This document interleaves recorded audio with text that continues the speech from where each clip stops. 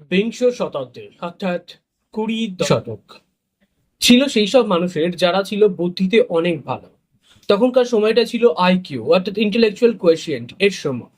আপনি কতটা বুদ্ধিমান, চতুর, জটিল প্রশ্নের উত্তর কত চমৎকার ভাবে দিতে পারেন, কতটা আপনার মধ্যে সাধারণ জ্ঞান আছে, কতটা ভালো আপনি আপনার কাজ নিখুঁতভাবে পারফর্ম করতে পারেন, কত রকম তথ্য বা তথ্যের ভান্ডার আপনার মধ্যে আছে, এই সমস্ত কিছু ছিল আইকিউ এর সময়।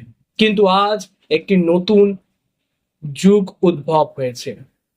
আজ আমরা দেখেছি এআই এর মতন আর্টিফিশিয়াল ইন্টেলিজেন্স এর নতুন সূচনা ঘটেছে।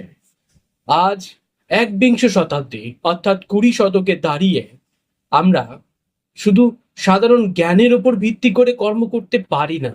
আজকের দিনে দাঁড়িয়ে হতে পারে আপনার কাছে অনেক বুদ্ধি রয়েছে, অথবা হতে পারেন যে আপনি অনেক বড় বুদ্ধিজীবী, কিন্তু আপনি যদি কারোর সাথে খুবই দম্ভ, ঔদ্ধত, অহংকার তথা ইগো নিয়ে কথা বলেন, তাহলে সমাজ আপনার সেই বুদ্ধিমত্তার কোনো মূল্য দেয় না। আজকের দিনে সফল ব্যক্তি তিনি, যিনি নিজের চরম ভয় এবং ভীতিকর পরিস্থিতিকেও শান্ত রেখে কাজ করতে শিখেছে, নিজেকে স্থির রাখতে জেনেছে। আজকে তিনি সব থেকে বেশি সফল, যিনি নিজের অহংকার অর্থাৎ ইগোকে নিয়ন্ত্রণ রাখার অনুশাসন করেছে। আজ তিনি সব থেকে বেশি সফল, যিনি নিজের রাগকে সংযত করে যে সফলতার পথে সেটা ব্যবহার করতে জেনেছেন। যিনি নিজের ভেতরে যাবতীয় আবেগকে নিয়ন্ত্রণ করে পরিস্থিতির গুরুত্বকে বুঝে নিজেকে সেই পরিস্থিতিকে মানিয়ে নিতে শিখেছে। আজকের এই আধুনিক যুগ কেবল তাদেরই। জ্যোতিষীর পরিভাষায় এই মন ও আবেগের নিয়ন্ত্রক হলেন চন্দ্রমা। চন্দ্র আমাদের মন, অনুভূতি এবং সহানুভূতির কারক।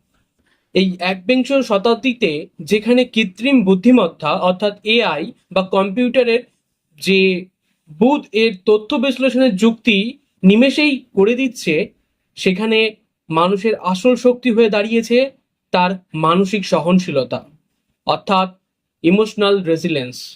বৈদিক শাস্ত্রে বলা হয়েছে মন এব মানুষনং কারণং বন্ধ মোক্ষয়, অর্থাৎ মানুষের বন্ধন ও মুক্তির কারণই হলো মন।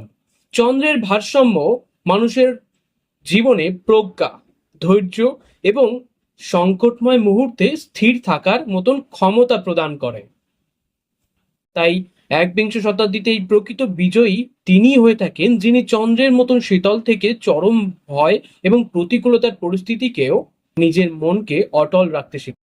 বুদ্ধি আপনাকে সাফল্যের দরজায় পৌঁছে দেয়, কিন্তু আপনার আবেগ ও নিয়ন্ত্রণ করার ক্ষমতাই নির্ধারণ করে যে আপনি ওই শিখরে কতদিন টিকে থাকবেন।